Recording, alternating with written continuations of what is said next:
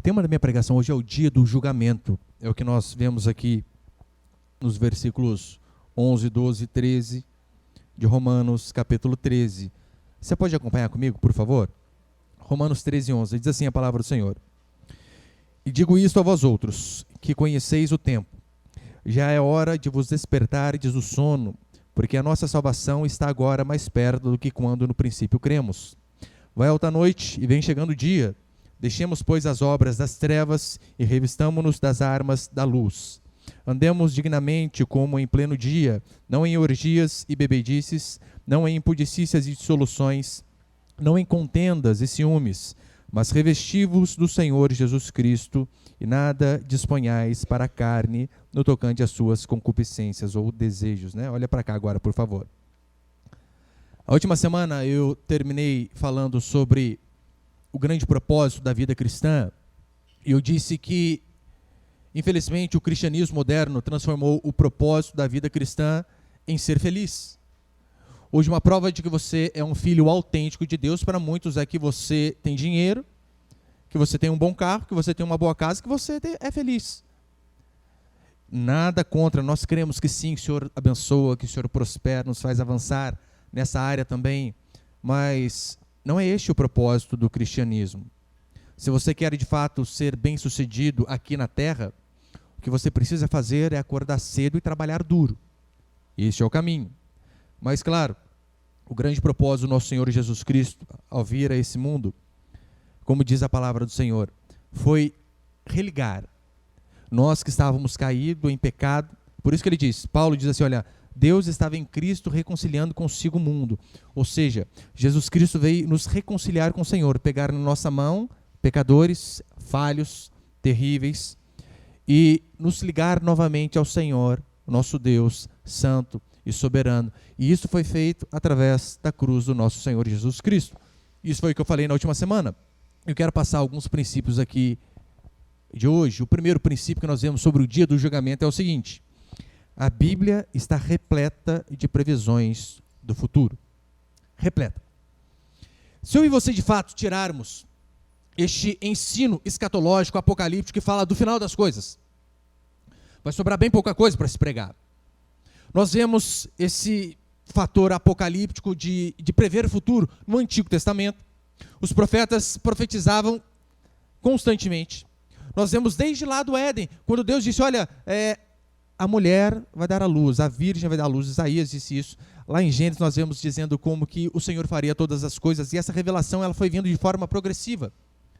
Nós vemos, por exemplo, o Antigo Testamento profetizando como o nosso Senhor seria, no caso em Isaías 53, quando disse olha, que ele seria um servo sofredor, que ele seria zombado. Então nós vemos isso no Antigo Testamento, vemos isso no Novo Testamento, por toda a Escritura.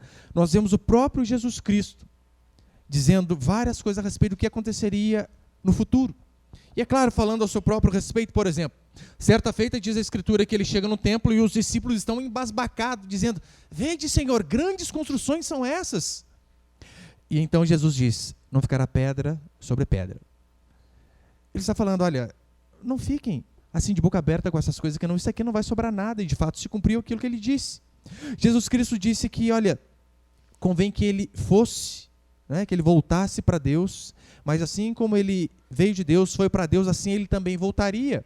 E é isso de fato que nós estamos esperando acontecer. Jesus Cristo disse que quando ele fosse erguido naquela cruz, ele atrairia muitos a ele. E de fato, quando ele foi erigido naquela cruz, foi o que nos atraiu. Foi a força da sua morte. Foi o seu sangue vertido naquela cruz. E ele ainda disse, olha, eu estou indo, mas é por um período curto. Eu estou indo preparar morada, mas assim que terminar, eu volto e resgato a cada um daqueles que se arrependeram dos seus pecados e creram em mim. Depois da morte do nosso Senhor Jesus Cristo, nós vemos os apóstolos, os discípulos constantemente também batendo nessa tecla sobre as coisas que aconteceriam no futuro. Por exemplo, Paulo faz disso quase que o centro de sua mensagem. Em Atos capítulo 17, olha o que Paulo diz. Atos 17, 31. Porquanto estabeleceu um dia em que há de julgar o mundo com justiça. Deus Pai, ele estabeleceu um dia. Esse dia não sabemos qual, mas sabemos que está próximo. É o que a Escritura diz. Mas olha como que Paulo ele é categórico. Porquanto estabeleceu um dia em que há de julgar o mundo com justiça, por meio de um varão que destinou e acreditou diante dos homens, ressuscitando-o dentre os mortos. Paulo está falando que Deus um dia vai julgar a nós por Jesus Cristo.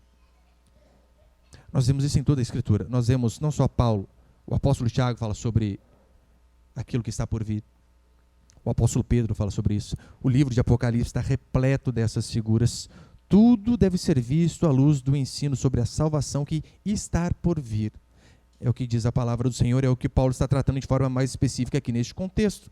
Ou seja, tão certo como tudo aquilo que foi profetizado no Antigo Testamento. Lembra sobre o cordeiro?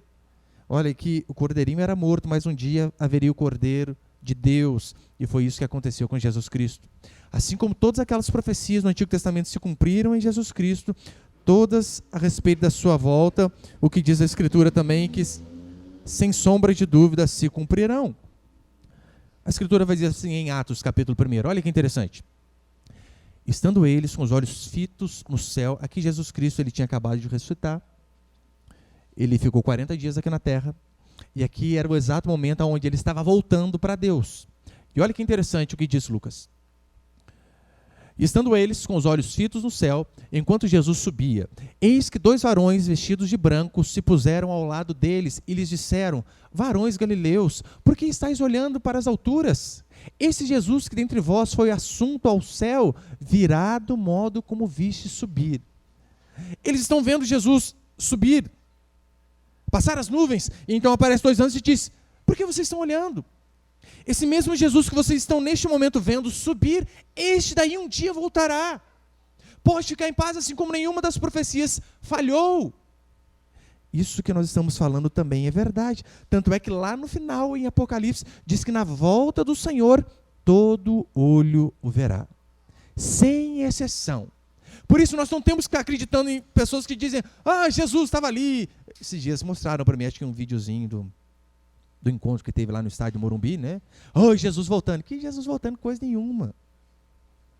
Quando o Senhor Jesus voltar, de fato todo olho verá, é o que diz a palavra do Senhor. Este sim será o maior evento de toda a terra. Meu irmão, se você acha que aqueles fogos de fim de ano de Copacabana, da Austrália, um monte de lugar aí, é algo que maravilha os nossos olhos, você não tem noção o que será a volta do nosso Senhor Jesus Cristo. Só que vai ter uma diferença. Ele veio a primeira vez em fraqueza, semelhança de homem. Tanto é que as pessoas, quando ele dizia que ele era Deus, caçoavam dele. Como pode? Os judeus interpretaram errado justamente por conta disso. Mas calma aí, o Messias não seria alguém forte? Alguém que de fato combateria esses impérios que têm tentado o tempo todo nos subjugar? Ele não nos libertaria do tacão do Império Romano? E então eles veem Jesus Cristo naquela imagem franzina, sem formosura alguma, sem força. Então eles dizem: esse não pode ser o nosso Salvador. A diferença é que a primeira vez ele veio desta forma, a segunda ele vai voltar diferente. Diz a Escritura que ele vai voltar não fraco, não a semelhança de homem, mas revestido de glória, como Rei dos Reis e como Senhor dos Senhores. Essa é a diferença básica no retorno do nosso Senhor. Entretanto, qual que é o propósito da sua vinda? Quando ele voltar, de fato, ele vai completar todas as coisas. Vai completar a obra que ele começou, não no que tange a expiação, claro, isso já foi completo. Mas Jesus Cristo, de fato, virá. E então todo esse mundo de injustiça, apenas na volta dele, que nós veremos, de fato, um mundo justo. Enquanto o meu irmão Jesus Cristo não voltar, infelizmente, nós veremos aqui neste mundo caído, o capim comendo cavalo, a banana comendo macaco. Aquele que é desonesto, quase sempre se dando bem. Tem um conto de fadas maravilhoso, o Gato de Botas, e ele mostra um gato ardiloso, cheio de mentiras, e ele passa de cidade em cidade inventando mentiras a respeito do seu senhor, sendo que todas essas mentiras fazem ele prosperar cada dia mais. E esses dias eu estava lendo com meus filhos, nós estávamos dizendo que de fato neste mundo caído acontece assim. Neste mundo caído nem sempre o honesto está no trono. Muitas vezes o honesto ele está na forca. Se nós formos honestos, pode ter certeza, a probabilidade de não nos darmos bem é grande. Seja honesto no seu trabalho onde todos roubam. E você diz, não, eu não faço isso. Seja honesto lá no seu trabalho, no meio em que você vive, onde todos traem suas esposas. E você diz, não, eu não faço isso. Você vai virar chacota. A justiça de fato só será completa com a volta do nosso Senhor. É isso que Pedro vai dizer. 2 Pedro, capítulo 3, diz assim: nós, porém, segundo a sua promessa, esperamos novos céus e nova terra, nos quais habita a justiça. Ou seja, a justiça de fato, um mundo justo, só vai acontecer na volta do nosso Senhor. Não se iluda com governantes, com presidentes, não se iluda com homens. Justiça nós só veremos na volta do Senhor, de fato. O segundo princípio é o seguinte: haverá julgamento de crentes e ímpios. É o que diz a palavra do Senhor, que Jesus Cristo, quando Ele voltar, de fato os mortos ressuscitarão. Todos que morreram no Senhor e também aqueles que morreram sem o Senhor. O que diz a Escritura é que todos, sem exceção, irão ressurgir e serão julgados por Deus. Tanto crentes como ímpios. E você vai ver, quando o Novo Testamento principalmente fala a respeito deste dia, quando nós lemos na Escritura, dia com D maiúsculo, está de fato se referindo ao dia do julgamento. Você vai ver que as palavras sobre o fim são fortes. Por exemplo, 2 Pedro vai dizer que os elementos se desfarão. Acho que tem ali, não tem? 2 Pedro, capítulo 3, verso 10. Na volta do Senhor, você lembra? O Senhor acabou com o mundo a primeira vez em água. Mas olha como vai ser na volta do nosso Senhor Jesus Cristo. Olha o relato de Pedro. Virá, entretanto, como ladrão o dia do Senhor. Está vendo o dia com D maiúsculo? O dia do juízo. Como ladrão. Como assim? Ladrão não marca a hora. Ladrão vem de surpresa. O ladrão não agenda pelo WhatsApp que vai assaltar a sua casa. Ele vem, nos pega de surpresa. Virá, entretanto, como ladrão o dia do Senhor, no qual os céus passarão com estrepitoso estrondo, sentido de barulho, e os elementos se desfarão abrasados, no caso queimados, né? Abrasados tem a ver com isso, com quente, se derretendo. Também a terra e as obras que nela existem serão atingidas. Você percebeu que aqui não diz que apenas os seres humanos vão queimar, mas toda a terra. Por quê? Porque em Adão toda a criação caiu. Não foi apenas o homem, mas toda a criação.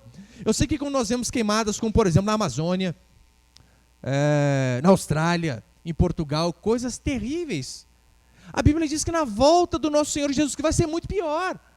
Tinha alguns lugares em Portugal que não pegou fogo. Mas quando o Senhor voltar, olha o termo que Pedro usa. Os céus passarão com estrepitoso estrondo e os elementos se desfarão abrasados. Duras essas palavras. Paulo, sobre o juízo em 2 Tessalonicenses, ele vai dizer assim. 2 Tessalonicenses, capítulo 1, verso 7. E a vós outros que sois atribulados, falando, porque nós, como filhos e filhas de Deus, passamos por tribulações deste mundo. Mas olha o que Paulo diz. E a vós outros que sois atribulados, alívio juntamente conosco, quando do céu se manifestar o Senhor Jesus Cristo com os anjos do seu poder, em chama de fogo tomando vingança contra os que não conhecem a Deus e contra os que não obedecem ao evangelho de nosso Senhor Jesus. Olha que interessante. Em chamas de fogo tomando vingança contra os que não conhecem a Deus e contra os que não obedecem ao evangelho do nosso Senhor Jesus. Estes sofrerão penalidade de eterna destruição. Olha mais uma vez os termos que Paulo usa. Estes, aqueles que não se arrependem de seus pecados, sofrerão penalidade de eterna destruição, banidos da face do Senhor e da glória do seu poder, quando vier para ser glorificado nos seus santos e ser admirado em todos os que creram naquele dia, porquanto foi crido entre vós o nosso testemunho. Olha que duro o que Paulo diz. O dia que o Senhor voltar, aqueles que não se arrependeram dos seus pecados sofrerão penalidade de eterna destruição, né? No sentido de uma destruição sem fim. Jesus Cristo, no Evangelho de Marcos, ele fala 3 vezes seguidas sobre o lugar onde o verme não morre e o fogo não se apaga. O lugar de pranto e ranger de dentes. Na parábola do rico e do Lázaro, é dito que há um abismo de fato separando aqueles que estão no seio de Abraão, simbolizando o céu, esperando a volta do Senhor, e aqueles que foram condenados. Você lembra a parábola como é forte? E então aquele homem em tormentos, ele diz assim: pai Abraão, deixa que Lázaro volte e fale para os meus parentes que esse lugar aqui é terrível. E olha a resposta. Abraão diz assim: eles têm a lei e os profetas. Ou seja, eles têm isso daqui, ó, eles têm a lei, os mandamentos, e têm os profetas, têm a pregação do evangelho. Eles que se arrependam, eles que deem um jeito. Em Mateus, capítulo 25, 41 diz assim: então o rei dirá também aos que estiverem à sua esquerda. Percebe que esquerda nem na Bíblia presta, gente. Onde que vai? Para onde que vai a esquerda? Oh Deus, hein? Então o rei dirá também aos que estiverem à sua esquerda: apartai-vos de mim, malditos, para o fogo eterno, preparado para o diabo e seus anjos. Você tem que ir para a direita, senão não dá. Mas consegue ver como é forte aquilo que ele diz? Apartai-vos de mim, malditos, malditos, para o fogo eterno preparado para o diabo e seus anjos. Mas além do julgamento de todos, esse é o julgamento que todos terão. Aí o Senhor vai separar os bodes das ovelhas. Os bodes que torrem eternamente sofram a penalidade eterna de destruição. Todavia, as ovelhas, aqueles que estão do lado direito, nós, os filhos, haverá um segundo julgamento. Qual o segundo julgamento? Em relação à recompensa. Aí então Jesus Cristo, depois de separar aqueles que se arrependeram dos seus pecados e aqueles que não, diz ele: pois importa que todos nós compareçamos ao tribunal de Cristo para receber segundo o bem ou o mal que tivermos feito por meio do corpo.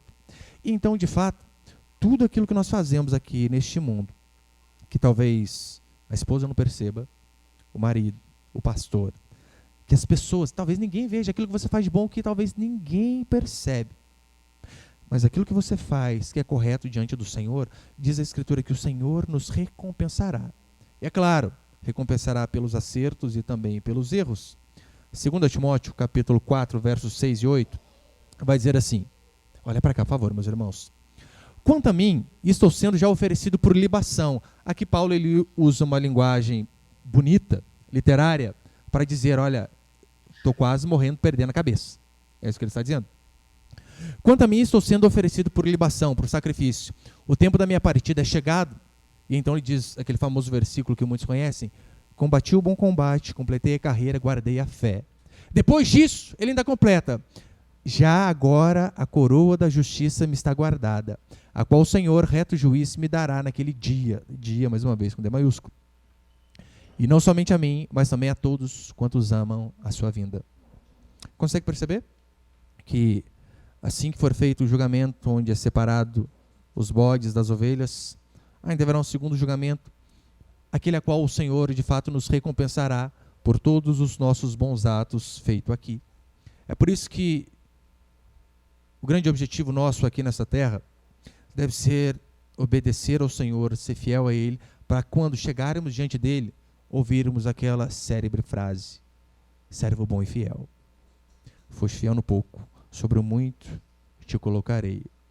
Essa nossa salvação completa e recompensadora, ela está mais perto do que quando aceitamos a Jesus Cristo, é o que Paulo diz aqui no verso 12. E para encerrar, o capítulo 3, o terceiro princípio, põe ele, por favor, Vinícius.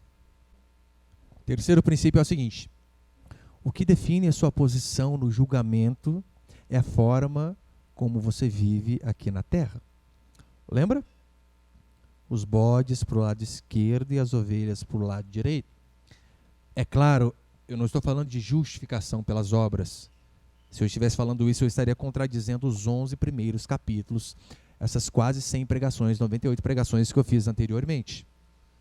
Não estou falando de justificação pelas obras. Mas a Bíblia diz que o mundo ele é dividido em duas partes. Por exemplo, quando Paulo diz aqui, versículo 11, e digo isto a vós outros, no caso a nós.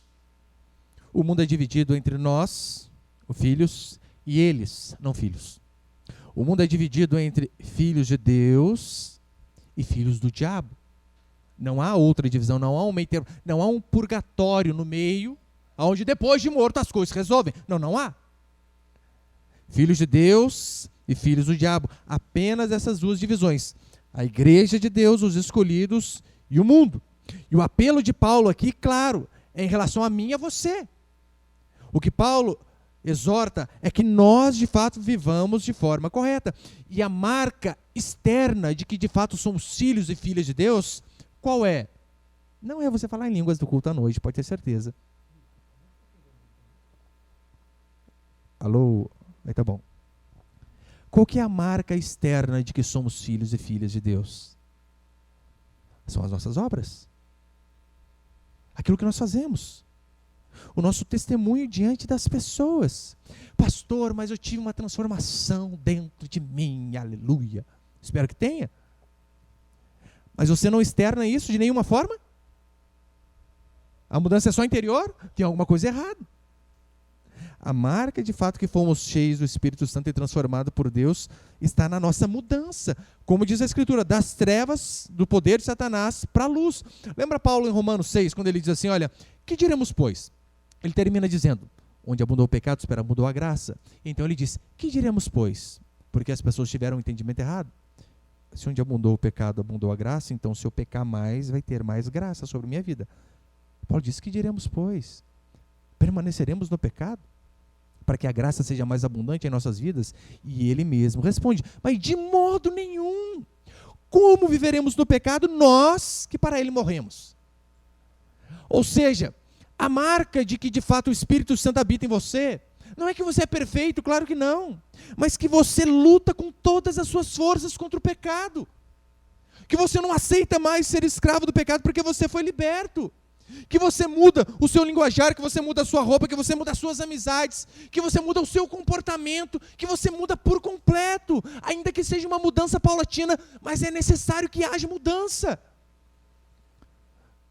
Vira e mexe, as pessoas mandam para mim solicitação de amizade no Facebook e eu sempre dou uma olhadinha ali, né? Rola a barrinha rapidinho para ver se Satanás não está escondido ali. E às vezes está.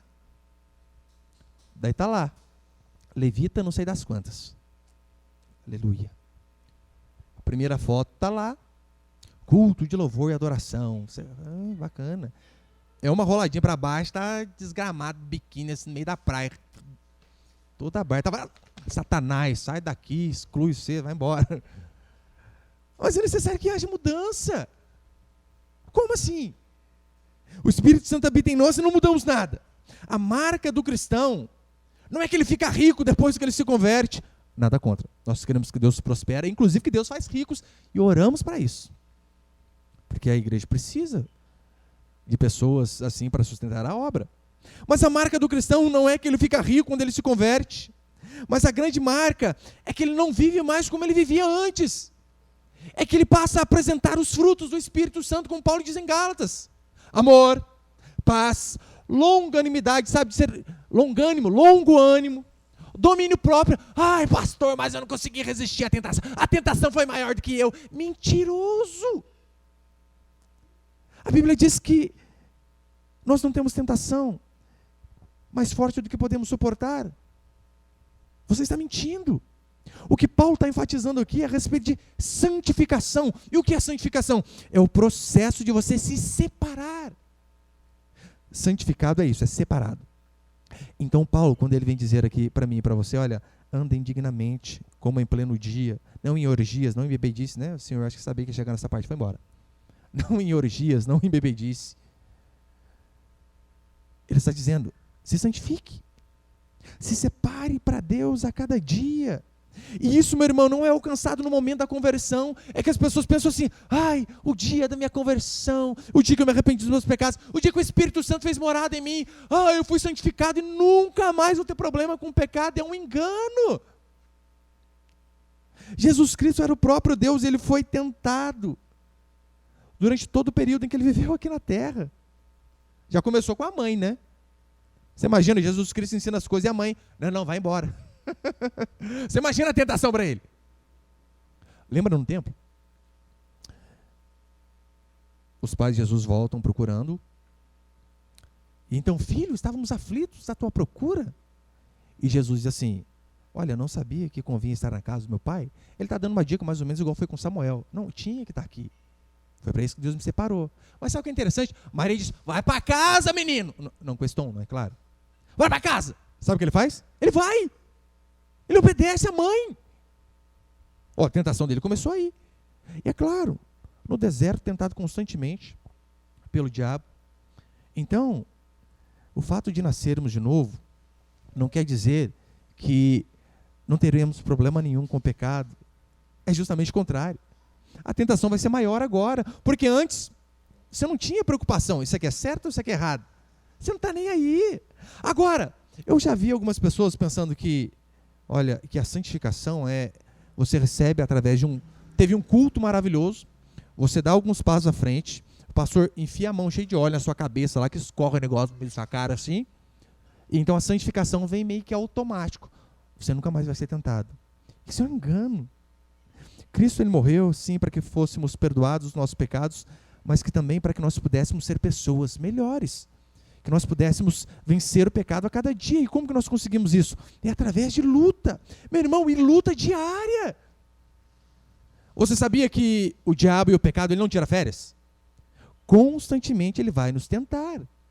É por isso que a nossa batalha é diária. Esse versículo 13 e 14, na nova tradução da linguagem hoje, fica bem mais fácil de entender. Olha o que diz: vivamos decentemente com pessoas que vivem na luz do dia. Nada de farras ou bebedeiras, nem de imoralidade ou indecência, nem brigas ou ciúmes, mas tenham as qualidades que o Senhor Jesus Cristo tem e não procurem satisfazer os maus desejos da natureza humana de vocês. Interessante, né? Nada de farras ou bebedices, imoralidade ou indecência, briga, ciúme, mas vivam como Jesus Cristo viveu. Billy Graham, ele diz que nós somos Bíblias abertas que o mundo está lendo, que nós somos sermões que o mundo está prestando atenção. E é de fato isso que acontece. No seu trabalho, no meio da sua família, aonde você estiver, você é como se fosse uma carta aberta, onde as pessoas te leem, sabe como? Pelos seus atos. Não adianta você dizer, olha, mas eu sou crente há 10 anos, eu dou o dízimo, eu faço isso, eu canto, eu toco, eu viro pirueta na igreja. Mas se o testemunho que você dá não condiz com aquilo que você diz que crê. Já estou encerrando. Então, portanto, se você, entre aspas, aí se converteu, mas não há mudanças externas em você, há algo errado. Há algo errado. João, que é conhecido como apóstolo do amor, ele diz coisas que doem até na alma de ouvirmos em relação ao nosso comportamento. Por exemplo, 1 João 5 e 1 João 2, 1 João 1,5 vai dizer assim: ora, a mensagem que da parte dele temos ouvido e vos anunciamos é esta, que Deus é luz. É o termo que Paulo está usando aqui, lembra? Luz e trevas, noite e dia. Que Deus é luz, e não há nele treva nenhuma. Se dissermos que mantemos comunhão com ele e andamos nas trevas, mentimos e não praticamos a verdade. Você fala que você é crente, mas você vive no pecado, você é mentiroso. Pecador, mentiroso, salafrário, sem vergonha, filho do cão. Isso complemento é meu, né? 1 João 2,4. Aquele que diz, eu conheço e não guarda os seus mandamentos é mentiroso. E nele não está a verdade. É por isso que quanto ao pecado, o ensino é o seguinte. Não é ore e então você não vai ser tentado mais. A oração faz parte, mas não é este o ensino. O ensino é, você agora está cheio do Espírito Santo.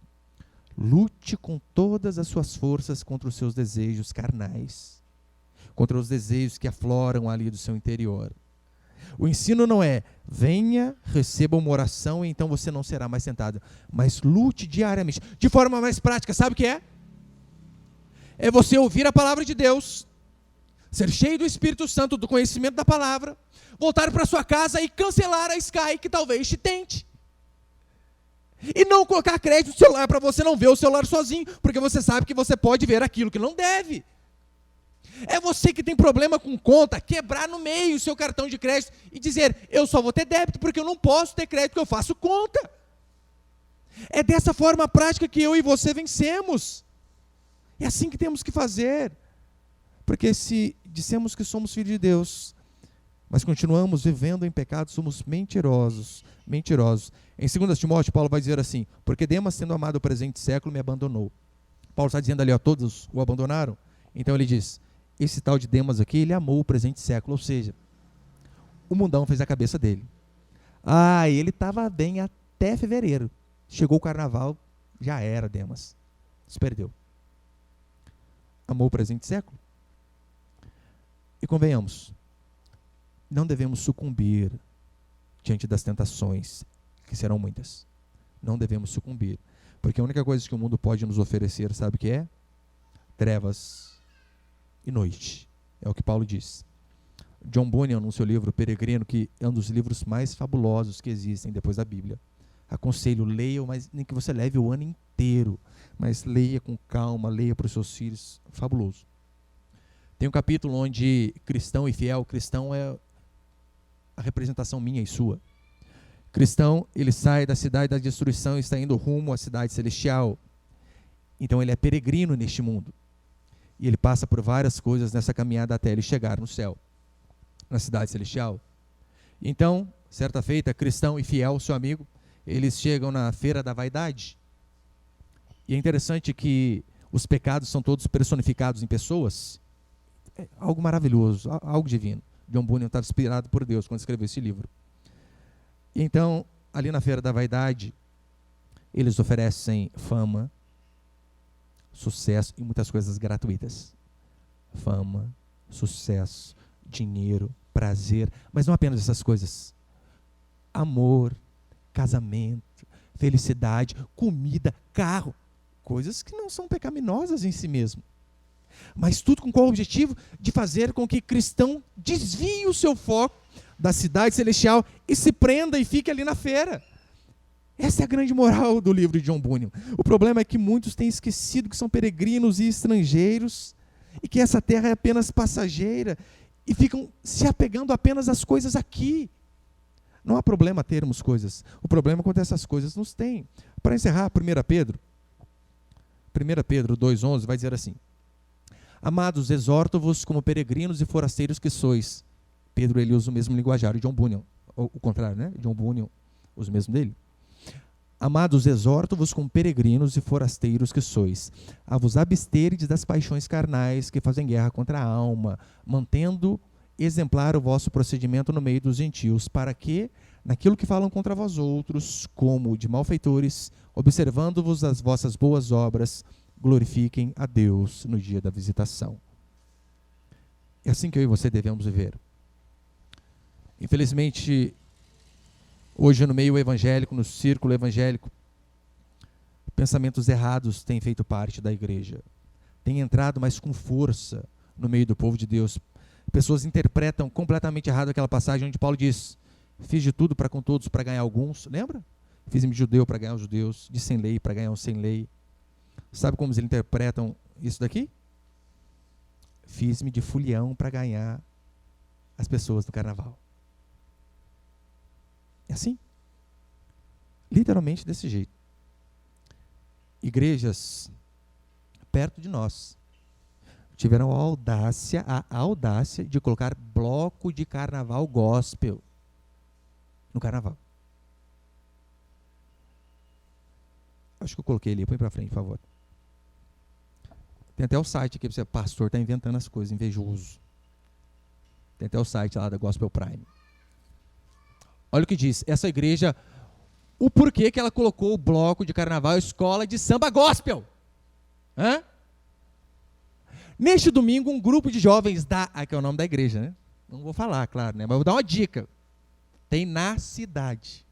Na cidade. Cidade. A dica, hein? Pega aí, pega no ar.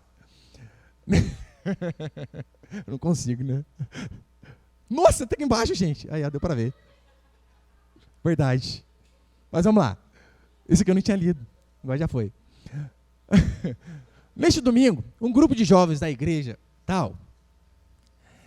irão até Caraguatatuba e São Luís do Paraitinga para participar de um evangelismo diferente. Olha que maravilha, hein? Evangelismo diferente. Eles seguirão os trios elétricos com abadás e com uma bateria da escola de samba com a intenção de evangelizar. A intenção que importa, pastor, hein? Pastor mal, o senhor está julgando o coração do povo. Não pode. Esse será o maior reação. Reação é o nome do evento deles. Esse será a maior reação que já realizamos. A nossa expectativa é mobilizar mais de 2.000 ímpios, mais de 2.000 jovens. Deixa eu passar o barulho. A nossa expectativa é mobilizar mais de 2.000 jovens a fim de viver um tempo diferente no período do carnaval. Fazendo retiro? Não. Se retirando lá no meio do povo. Explorando a cultura e a arte, disse o pastor Marcos Madalena, hoje é igual eu falei, né? Quem fica em São José dos Campos pode participar do Bloco da Reação, que desfila pela avenida da cidade com uma escola de samba gospel. Você percebeu? Não interessa o que você faça. Colocou a palavrinha gospel na frente, meu irmão, você pode tudo. É carnaval gospel, balada gospel, boate gospel, zona gospel, não tem problema. Contando que seja gospel. E é claro, né? Você sabe que isso aí não é primazia apenas desta igreja. Eu coloquei uma foto ali. Essa aqui eu não vou falar o nome, prometo. Não vou falar. Aquela seta vermelha está ali por acaso. Parecer. Longe de mim falar dessas igrejas que colocam bloco de carnaval, né? Longe de mim, né? Não sei como apareceu aquela setinha ali, gente. Bem no nome da igreja, né?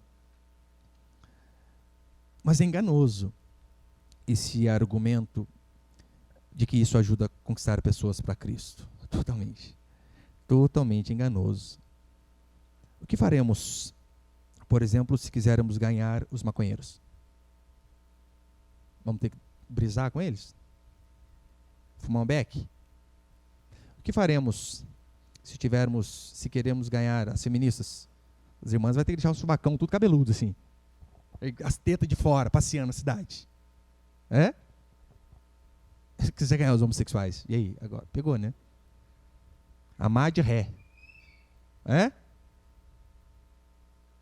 Consegue ver que eles distorceram completamente aquilo que a Escritura diz? Se somos iguais ao mundo, meu irmão, por que eles vão querer vir para a igreja? É simples. Se nós somos exatamente a mesma coisa, para que eles irão querer vir para a igreja? Não há motivo algum. Mas olha que interessante, esse é o último versículo mesmo. Põe ali, por favor, Vinícius. Em Atos capítulo 5, os cristãos significa pequeno Cristo, por mais que seja no aumentativo, significa pequeno Cristo. Sabe quando você olhar, nossa, o fulano é cara do pai. A semelhança? Cristão é pequeno Cristo, aquele que parece com o Cristo. Olha que interessante. Muitos sinais e prodígios eram feitos entre o povo pelas mãos dos apóstolos. E costumavam todos reunir-se de comum acordo no pórtico de Salomão. Era um lugar de reunião. Mas dos restantes, das pessoas de fora, do mundão, ninguém ousava juntar-se a eles. Porém, o povo lhes tributava grande admiração. Consegue ver? O mundão olhava ali os crentes, aí, cara, ó, batia até palma para eles. Vai lá com eles. Não, de forma alguma. Não, que povo lá, não dá para andar com eles, não. Diferente, né? Hoje em dia as pessoas têm distorcido totalmente a mensagem do Evangelho. Eu e você fomos feitos para refletir a imagem do nosso Senhor. Como diz Billy Graham, termino com a frase dele, acho que eu pus ali. Nós somos as Bíblias que o mundo está lendo, nós somos os sermões que o mundo está prestando atenção. Então que venhamos a dar um bom testemunho da fé a qual nós professamos. Amém, meus irmãos? Você pode ficar de pé aí por um instante então, por favor?